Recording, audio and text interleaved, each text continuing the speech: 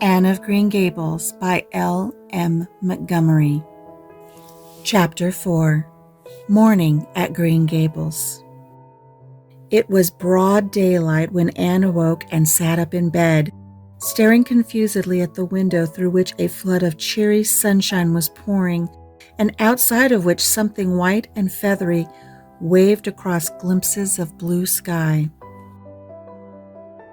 For a moment she could not remember where she was.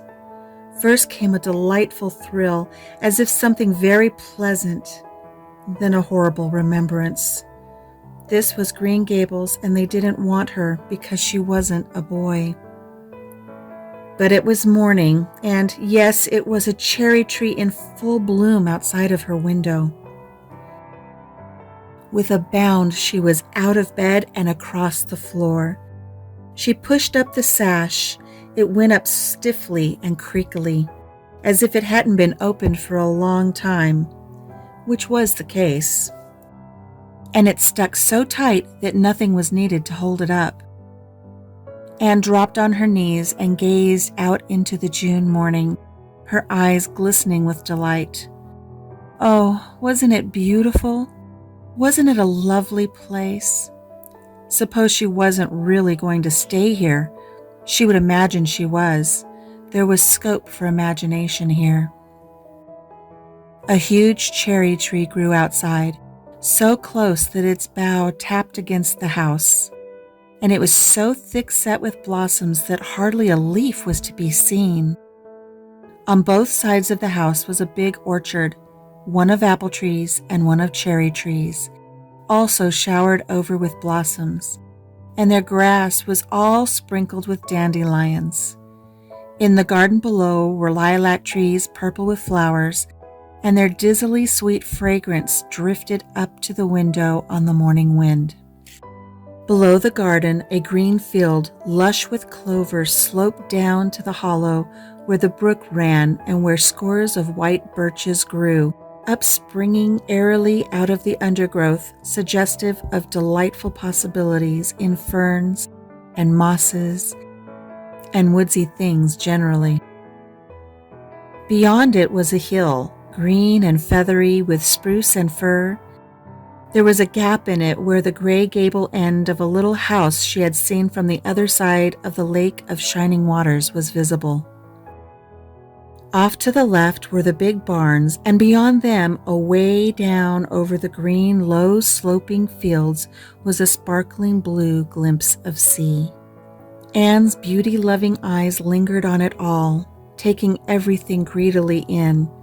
She had looked on so many unlovely places in her life, poor child, but this was as lovely as anything she had ever dreamed.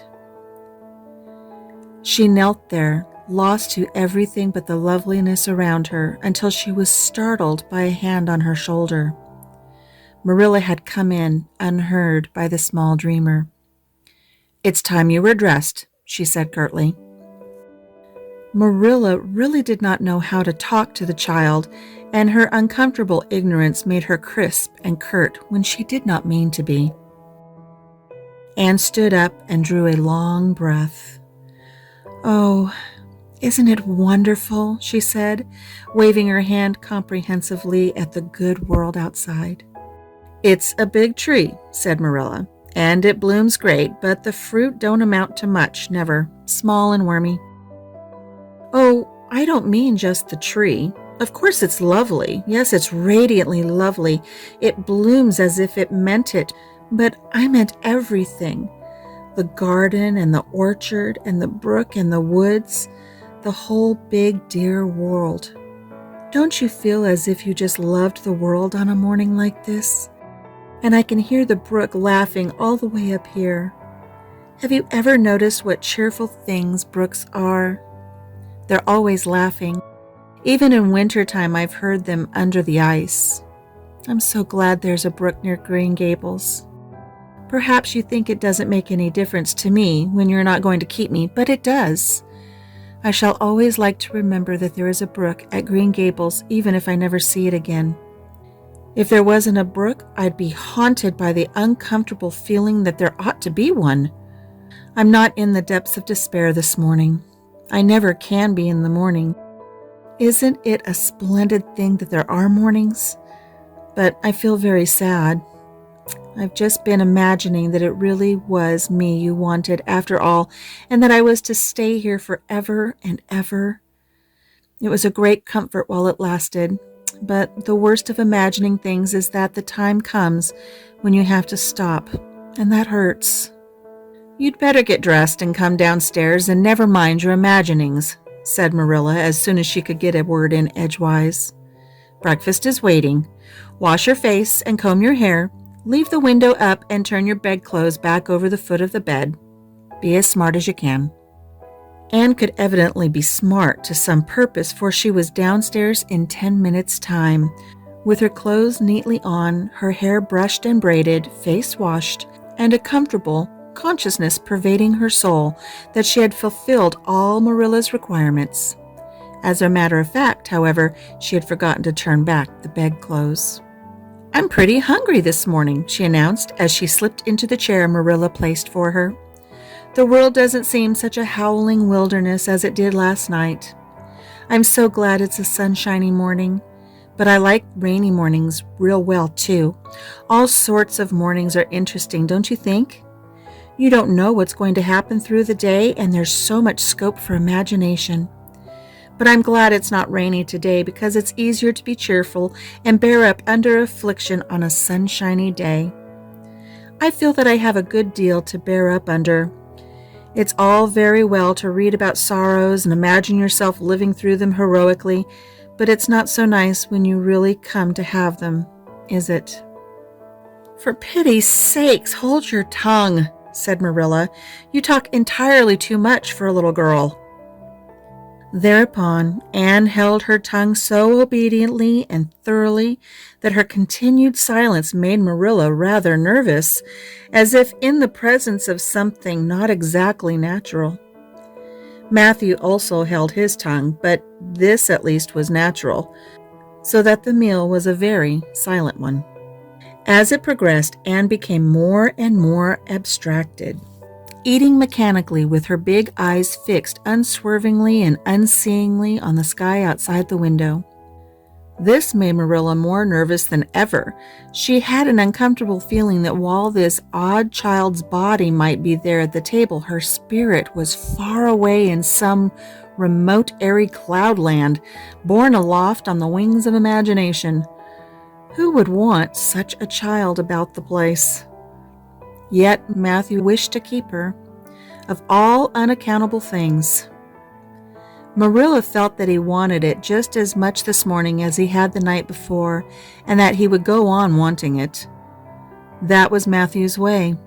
Take a whim into his head and cling to it with the most amazing silent persistency. Persistency 10 times more potent and effectual in its very silence than if he had talked it out. When the meal was ended, Anne came out of her reverie and offered to wash the dishes. Can you wash dishes right? Asked Marilla distrustfully. Pretty well. I'm better at looking after children, though. I've had so much experience at that. It's such a pity you haven't any here for me to look after. I don't feel as if I wanted any more children to look after than I've got at present. You're probably enough, in all conscience. What's to be done with you, I don't know. Matthew is a most ridiculous man. I think he's lovely, said Anne reproachfully. He is so very sympathetic. He didn't mind how much I talked. He seemed to like it. I felt that he was a kindred spirit as soon as ever I saw him. You're both queer enough, if that's what you mean by kindred spirits, said Marilla with a sniff. Yes, you may wash the dishes. Take plenty of hot water and be sure you dry them well. I've got enough to attend to this morning, for I'll have to drive you over to White Sands in the afternoon and see Mrs. Spencer. You'll come with me, and we'll settle what's to be done with you. After you've finished the dishes, go upstairs and make your bed. Anne washed the dishes deftly enough, as Marilla, who kept a sharp eye on the process, discerned. Later on, she made her bed less successfully, for she had never learned the art of wrestling with a feather tick. But it was done somehow and smoothed down, and then Marilla, to get rid of her, told her she might go out of doors and amuse herself until dinner time. Anne flew to the door, face alight, eyes glowing. On the very threshold she stopped short, wheeled about, came back and sat down by the table, light and glow, as effectually blotted out as if someone had clapped an extinguisher on her. "What's the matter now?" demanded Marilla. "I don't dare go out," said Anne, in the tone of a martyr relinquishing all earthly joys. "If I can't stay here, there is no use in my loving Green Gables. And if I go out there and get acquainted with all those trees and flowers and the orchard and the brook, I'll not be able to help loving it. It's hard enough now, so I won't make it any harder. I want to go out so much. Everything seems to be calling to me. Anne, Anne, come out to us. Anne, Anne, we want a playmate." But it's better not. There is no use in loving things if you have to be torn from them, is there? And it's so hard to keep from loving things, isn't it? That was why I was so glad when I thought I was going to live here. I thought I'd have so many things to love and nothing to hinder me. But that brief dream is over. I'm resigned to my fate now, so I don't think I'll go out for fear I'll get unresigned again. What is the name of that geranium on the windowsill, please? That is an apple-scented geranium. Oh, I don't mean that sort of a name. I mean just a name. You gave it yourself. Didn't you give it a name? May I give it one then? May I call it, let me see, Bonnie would do. May I call it Bonnie while I'm here? Oh, do let me. Goodness, I don't care, but where on earth is the sense of naming a geranium? Oh, I like things to have handles, even if they are only geraniums. It makes them seem more like people. How do you know but that it hurts a geranium's feelings just to be called a geranium and nothing else? You wouldn't like to be called nothing but a woman all the time. Yes, I shall call it Bonnie. I named that cherry tree outside my bedroom window this morning. I call it Snow Queen because it was so white. Of course, it won't always be in blossom, but one can imagine that it is, can't one? I never in all my life saw or heard anything to her equal, muttered Marilla, beating a retreat down the cellar after potatoes. She is kind of interesting, as Matthew says. I can feel already that I'm wondering what on earth she'll say next. She'll be casting a spell over me, too. She's cast it over Matthew. That look he gave me when he went out said everything he said or hinted last night over again. I wish he was like other men and would talk things out. A body could answer back then and argue him into reason.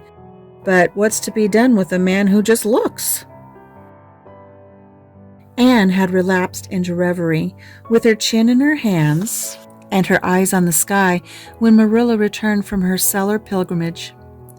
There Marilla left her until early dinner was on the table. "I suppose I can have the mare and the buggy this afternoon, Matthew?" said Marilla. Matthew nodded and looked wistfully at Anne. Marilla intercepted the look and said grimly, "I'm going to drive over to White Sands and settle this thing. I'll take Anne with me, and Mrs. Spencer will probably make arrangements to send her back to Nova Scotia at once. I'll set your tea out for you, and I'll be home in time to milk the cows." Still Matthew said nothing, and Marilla had a sense of having wasted words and breath. There is nothing more aggravating than a man who won't talk back, unless it's a woman who won't. Matthew hitched the sorrel into the buggy in due time, and Marilla and Anne set off. Matthew opened the yard gate for them, and as they drove slowly through, he said to nobody in particular, as it seemed, "Little Jerry Boot from the creek was here this morning, and I told him I guess I'd hire him for the summer." Marilla made no reply, but she hit the unlucky sorrel with such a vicious clip with the whip that the fat mare, unused to such treatment, whizzed indignantly down the lane at an alarming pace. Marilla looked back once the buggy bounced along and saw that aggravating Matthew leaning over the gate, looking wistfully after them. That is the end of Chapter 4. Join us next time for Chapter 5, Anne's History.